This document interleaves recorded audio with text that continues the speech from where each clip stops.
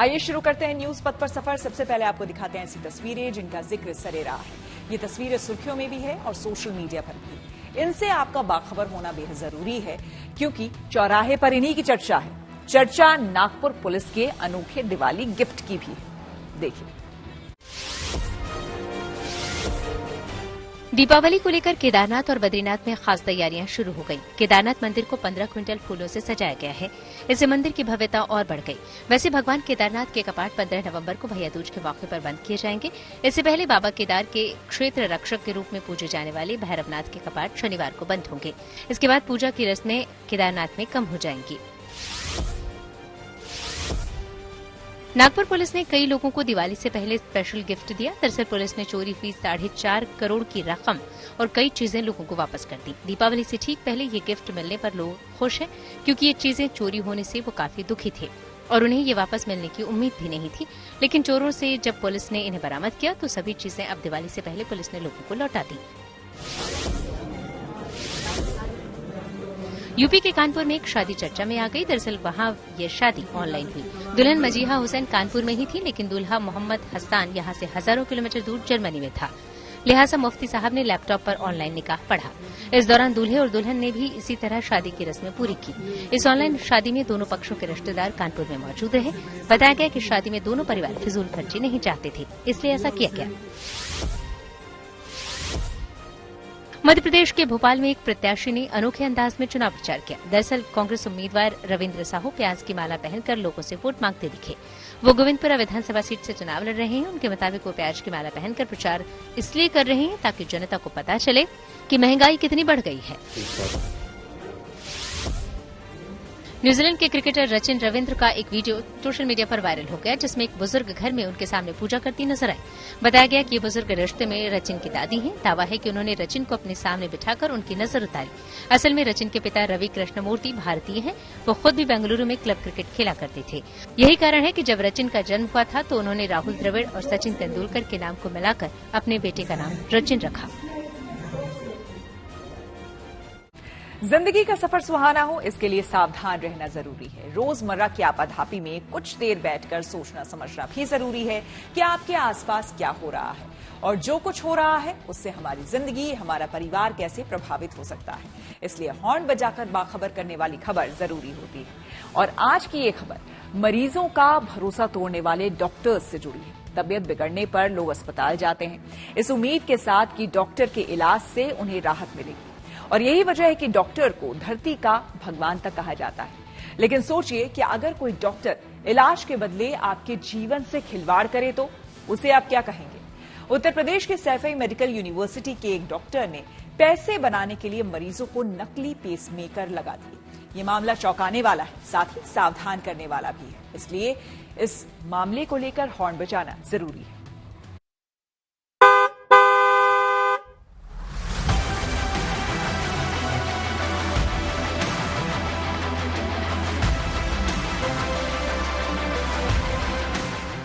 मरीज के लिए जो डॉक्टर भगवान होता है, यकीन नहीं किया जा सकता कि वो मरीजों की जान का सौदा भी कर सकता है। पर जो शख्स पुलिस की गिरफ्त में मौजूद है, उस पर इसी गुनाह का आरोप है। सैफई मेडिकल यूनिवर्सिटी के cardiologist professor doctor Sameer Sarraf का अपराध हैरान करने वाला है, क्योंकि आरोप के मुताबिक डॉक्टर सर्राफ ने कई मरीजों को नकली पेसमेकर लगाए। यानी मरीज ने पैसे तो पूरे दिए, लेकिन उनको भरोसेमंद पेसमेकर नहीं लगाया गया। नतीजा ये हुआ कि ऐसे सभी मरीजों की जान खतरे में पड़ी। डॉक्टर समीर शराफ ने पेसमेकर के लिए एडवाइस किया था और अल्टीमेटली उन्होंने लगा भी दिया था वो। और पेसमेकर उनका 2 महीने काम किया। पहले 12 जून को वो पेसमेकर उनसे इंसर्ट कराया था और 24 अगस्त को वो पेसमेकर ख़राब हो गया। उस पेसमेकर की गड़बड़ी की वजह से मेरी पत्नी का ब्रेन भी चला गया और व्हील चेयर पर वो चलती रही और अल्टीमेटली उनकी डेथ हो गई। मरीज और उसके परिजन डॉक्टर्स पर आंख मूंद कर भरोसा करते हैं, लेकिन रुपयों की लालच में मरीजों की जान खतरे में डालने वाले इस डॉक्टर की करतूत हैरान कर देने वाली है। भरोसे को तार तार करने वाले ऐसे डॉक्टर्स से सावधान रहना जरूरी है, हॉर्न बजाना जरूरी है। सबसे पहले आपको बताते हैं कि ये पूरा मामला क्या है। फरवरी 2022 में कुछ मरीजों ने पुलिस में आकर डॉक्टर समीर के खिलाफ शिकायत दर्ज करवाई थी।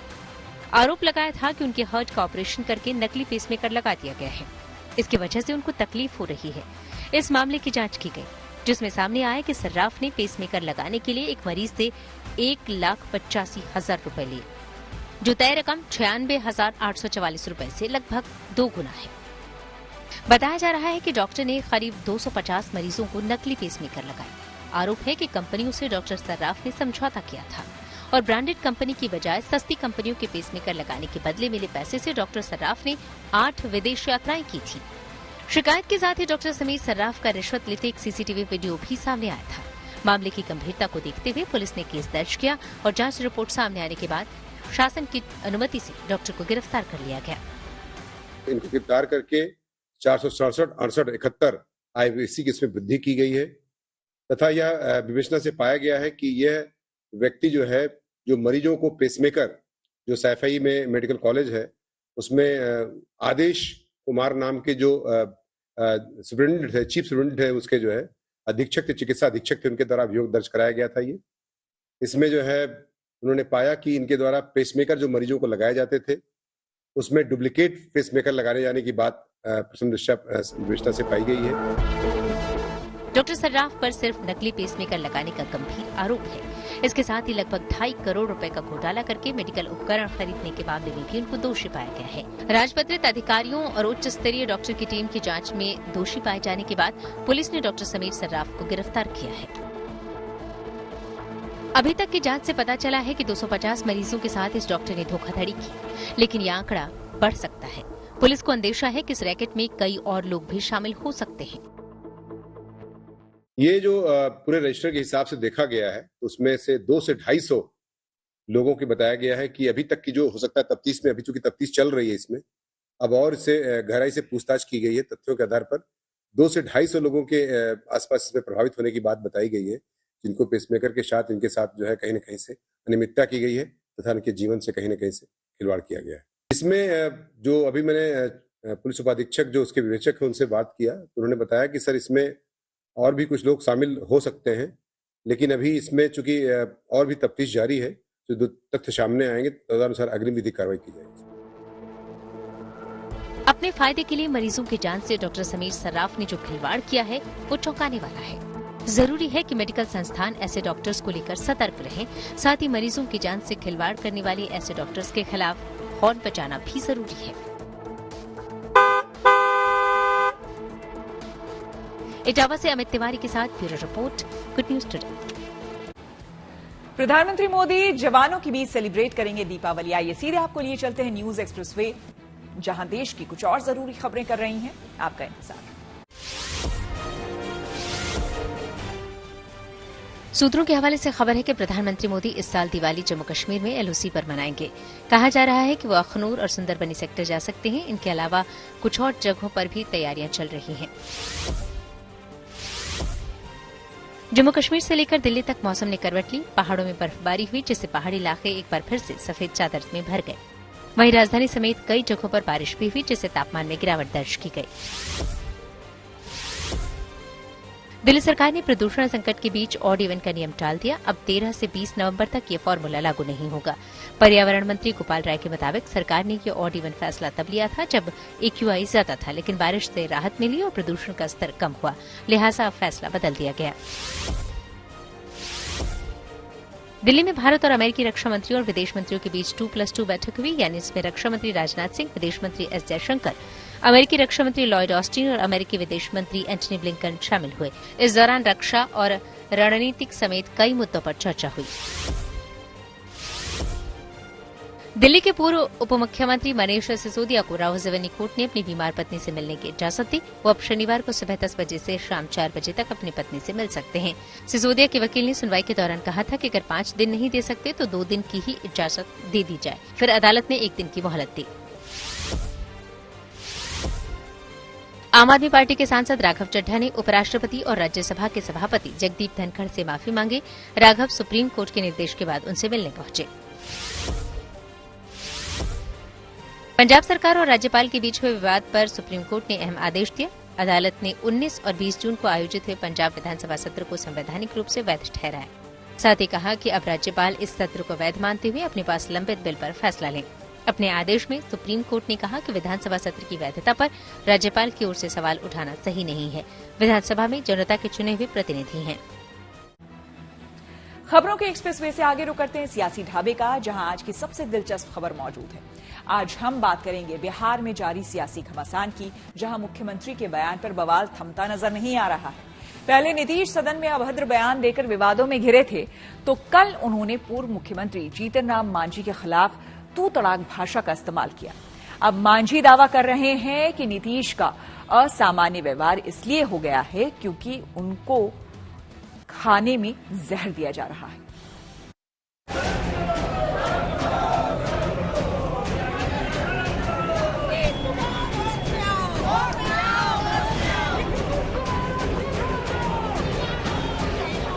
दिवाली से पहले ही बिहार की सियासत में पटाखे फूटने लगे हैं। बिहार विधानसभा में पिछले 3 दिनों से बयानों के बम फूट रहे हैं। आरोपों की फुलझड़ियां एक दूसरे पर फेंकी जा रही है और बेलगाम बयान की लड़ियों से जूझते मुख्यमंत्री नीतीश कुमार के विरोध में बिहार विधानसभा जंग का मैदान बनी हुई है। आज लगातार तीसरे दिन बिहार विधानसभा में जोरदार हंगामा हुआ।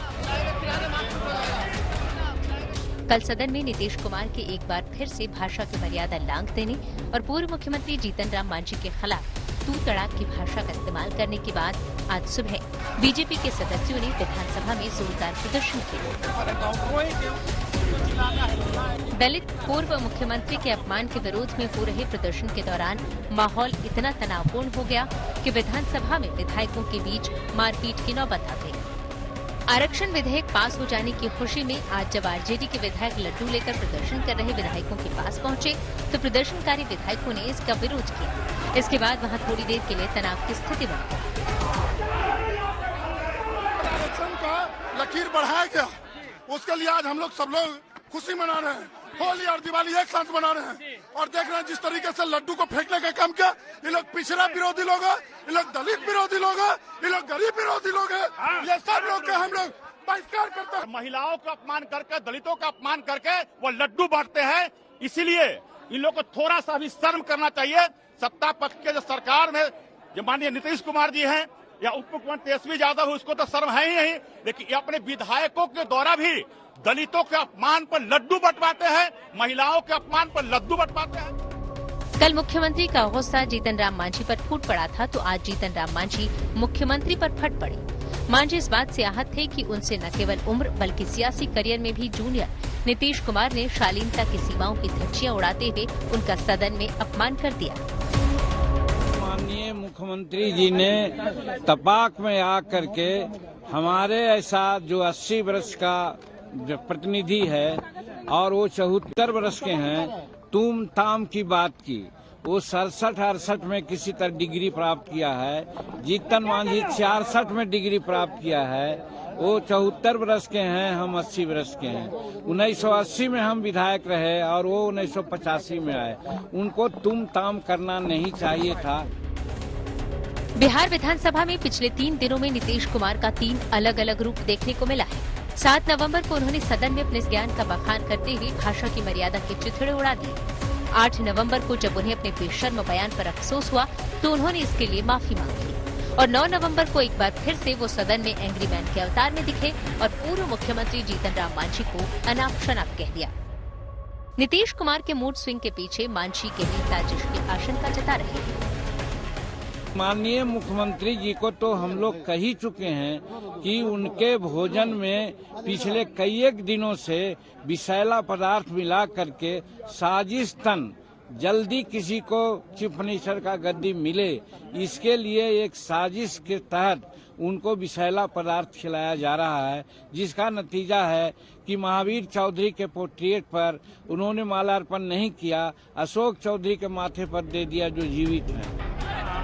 एनडीए का दावा है कि ये बेहद संगीन मामला है जिसकी सही तरीके से जांच की जानी चाहिए। पूर्व मुख्यमंत्री जी ने जो कहा है इसका उच्च स्तरीय जांच होनी चाहिए। जो उनके दल के लोग हैं, गठबंधन के लोग हैं, जो निकट लोग हैं, इस घटना को अंजाम दे सकता है। नीतीश का निरंकुश और बेकाबू अंदाज उनकी सियासत से कतई मेल नहीं खाता, लिहाजा उनके स्वभाव को लेकर बिहार की सियासी गलियारों में तरह तरह की चर्चाएं तैरने लगी हैं। पटना से रोहित सिंह के साथ Shashi Bhushan, good news today. News पथ पर आगे है धन बाजार, जहां शेयर बाजार से लेकर कारोबार तक की सभी अहम खबरें होती हैं और इसका सीधा रिश्ता आपकी आमदनी आपकी जेब से होता है। तो तेज रफ्तार खबरों के बीच ये जरूरी खबरें छूट न जाए, इसलिए सीधे आपको लिए चलते हैं धन बाजार। शेयर बाजार में बढ़त रही। सेंसेक्स 72 अंक चढ़कर 64,905 पर बंद हुआ। हालांकि दिन में कारोबार के दौरान के 251 अंक के नीचे फिसलकर 64,581 पर पहुंच गया था। निफ्टी में भी 30 अंकों की उछाल रही, ये 19,425 पर पहुंच गया। 4 दिनों की लगातार गिरावट के बाद दिल्ली सराफा बाजार में सोने के भाव चढ़े, चांदी भी चमकी। सोना 250 रुपए महंगा हुआ, यानी दिल्ली में अब 10 ग्राम सोने की कीमत 61,200 रुपए हो गई। वहीं चांदी के दाम भी 700 रुपए चढ़े। अब दिल्ली में 1 किलो चांदी की कीमत 74,000 रुपए हो गई। देश में अब एयर टैक्सी सर्विस लॉन्च करने की तैयारी है। इसके लिए एयरलाइंस कंपनी इंडिगो की मूल कंपनी IGI यानी इंटर ग्लोब एंटरप्राइजेज ने कैलिफोर्निया बेस्ड एक प्रमुख electric air taxi company Archer aviation के साथ करार किया है। दावा है कि सर्विस के शुरू होने के बाद 27 किलोमीटर की दूरी 7 मिनट में पूरी होगी। बाइक बनाने वाली इटालियन कंपनी अप्रीलिया ने अपनी नई स्पोर्ट्स मोटरसाइकिल अप्रीलिया RS 457 को ग्लोबली लॉन्च कर दिया है। इसकी कीमत भारतीय रुपयों के हिसाब से करीब 5,67,000 रुपए है। भारत में इसका निर्माण महाराष्ट्र के बारामती में पियाजियो इंडिया के प्लांट में होगा। कंपनी जल्द ही से भारतीय बाजार में भी लॉन्च करेगी। और अब रुक करते हैं प्रगति मार्ग का, जहां ऐसी खबरें हैं जो कि देश की तरक्की, प्रगति और लोगों की काबिलियत दिखाती है। विराट कोहली के दीवाने दुनिया भर में हैं। उनके खेल को काफी पसंद किया जाता है। हाल ही में उन्होंने वर्ल्ड कप के एक मुकाबले में दक्षिण अफ्रीका के खिलाफ अपना 49वां वनडे शतक जड़ा और सचिन तेंदुलकर की बराबरी कर ली। उनकी इस उपलब्धि को बंगाल क्रिकेट एसोसिएशन ने भी सेलिब्रेट किया। बंगाल क्रिकेट एसोसिएशन ने कोलकाता के ईडन गार्डन स्टेडियम के मुख्य द्वार पर वॉल ऑफ फेम गैलरी में तमाम क्रिकेटर्स के बीच विराट कोहली को भी जगह दी है।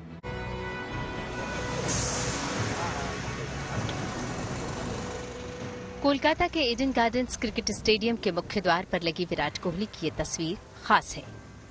ये विराट कोहली को सम्मान है, क्रिकेट में उनके योगदान को सलाम है। उन्हें ये सम्मान दिया है बंगाल क्रिकेट एसोसिएशन ने अपने मुख्य द्वार पर उनकी तस्वीर लगाकर। CAB के बाहर हॉल ऑफ फेम गैलरी में अब विराट को भी जगह मिल गई है, वो भी क्रिकेट के भगवान कहे जाने वाले सचिन तेंदुलकर के ठीक बगल में। इस वक्त विश्व कप की माहौल चल रहा है पूरी देश में और ईडन गार्डन्स में बाकी है अभी भी 2 मैचें और उसमें से सबसे इम्पोर्टेंट मैच जो है वो है सेमीफाइनल। लेकिन ईडन गार्डन्स को हम जानते हैं कि ये पूरा बदल दिया गया है। जो क्लब हाउस है वो नई तरीके से सजाया गया है। इस वक्त जो है कोलकाता की ईडन गार्डन्स में विराट कोहली ने बड़ी नजीर जो है किया था और 49th जो सेंचुरी है ODI सेंचुरी साउथ अफ्रीका के खिलाफ उन्होंने मारा ईडन गार्डन्स में। उन्होंने इस वर्ल्ड कप में जो 49 सेंचुरी मारी, उसके बाद यही फोटो इस वक्त ईडन गार्डन्स की जो बाहर की जो क्रिकेट एसोसिएशन ऑफ बंगाल की जो मेन गेट है वहां पे लगाई गई है।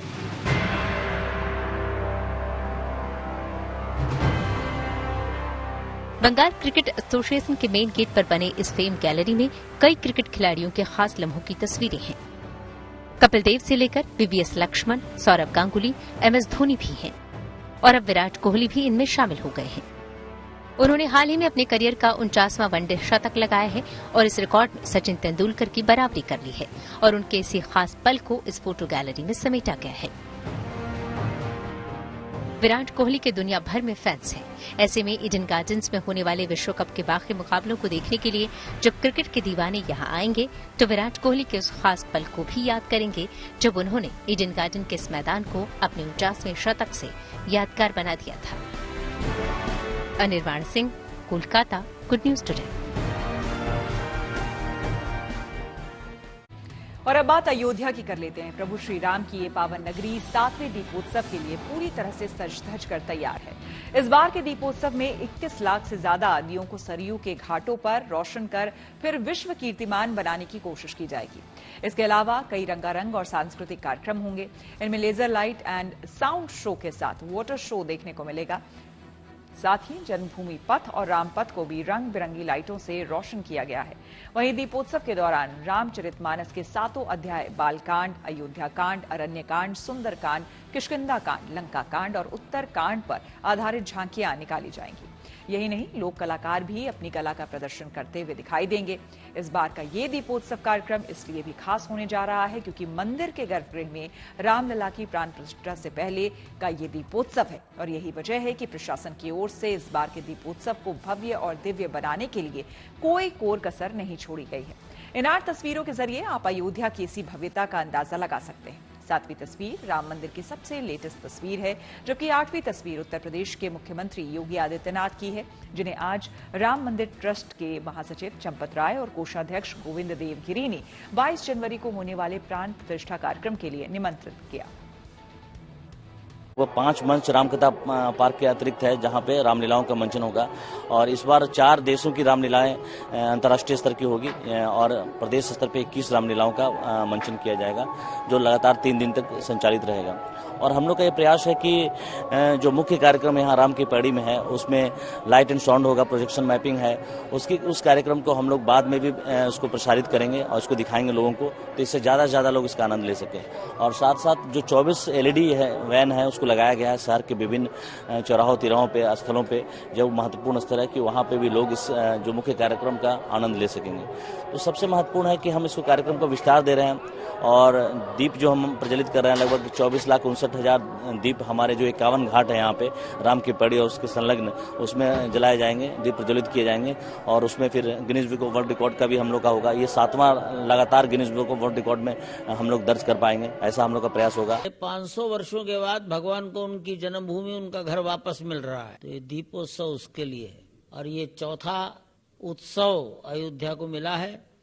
ये बहुत बड़ी देन योगदान हमारे माननीय मुख्यमंत्री योगी जी का उत्तर प्रदेश को योगदान है, अयोध्या नगरी को ये उनकी देन है। हम लोगों ने आगामी 22 जनवरी के दिन अयोध्या जी में भगवान श्री राम के नूतन भव्य दिव्य निर्मित मंदिर में भगवान श्री रामलला की प्रतिष्ठा करने का जो समारोह प्रस्तावित है, आयोजित है, माननीय देश के यशस्वी प्रधानमंत्री उसमें पधारेंगे और परम पूजनीय सरसंघ चालक जी भी उसमें पधारेंगे और यह जो समारोह होगा उसमें हमने आज माननीय राज्यपाल महोदया और माननीय मुख्यमंत्री महोदय इन दोनों को निमंत्रित किया है।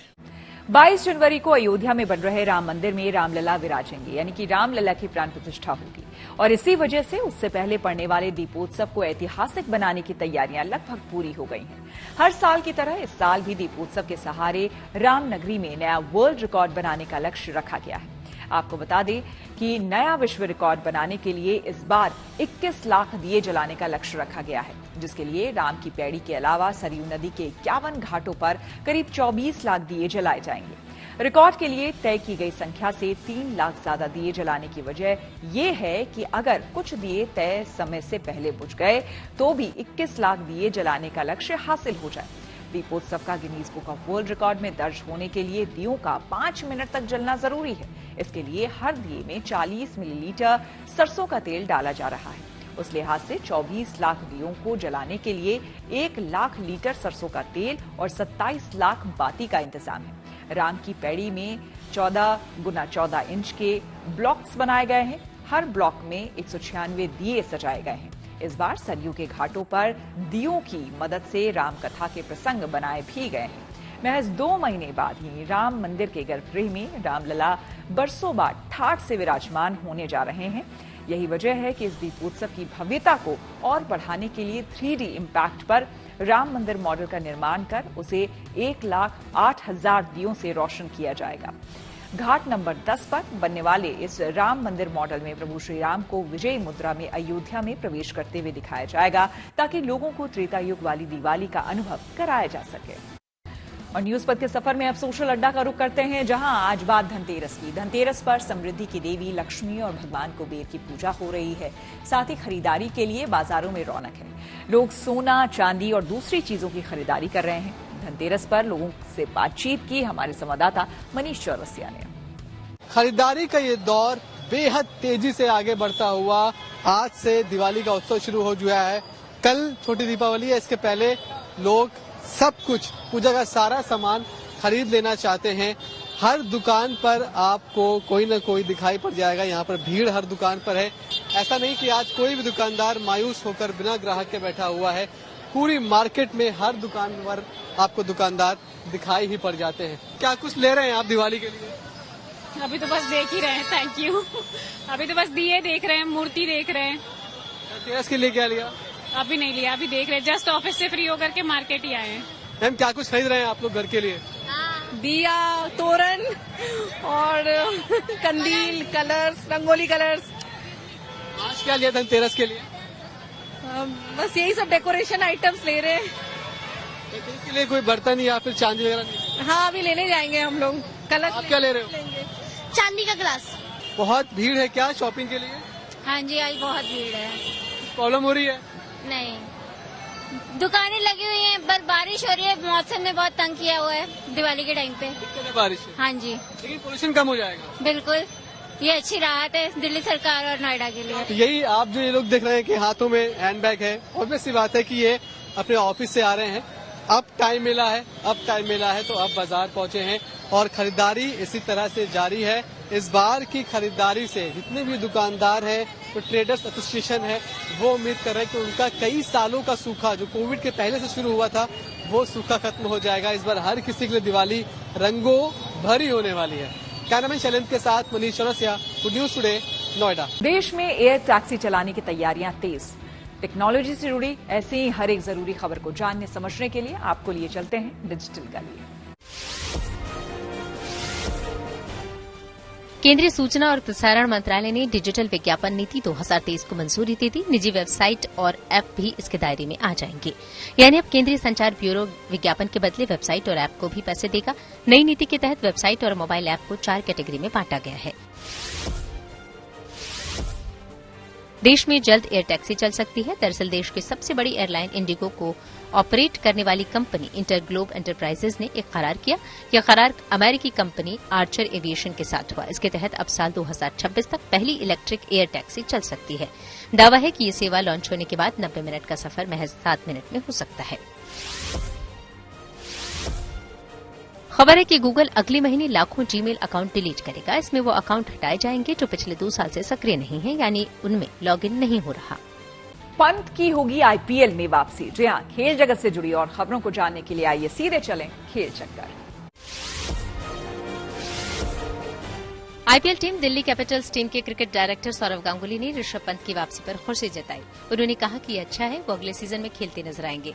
ऋषभ पिछले साल दिसंबर में घायल हो गए थे, जिस वजह से वो इस साल हुए आईपीएल में नहीं खेल पाए थे। खबर है कि पाकिस्तान क्रिकेट टीम के कप्तान बाबर आजम ने कोलकाता के एक मॉल में कुछ कपड़े खरीदे। इसके अलावा उन्होंने साड़ियां भी खरीदी। कहा जा रहा है कि इस दौरान बाबर ने अपने परिवार से वीडियो कॉल पर उनकी पसंद भी जानी।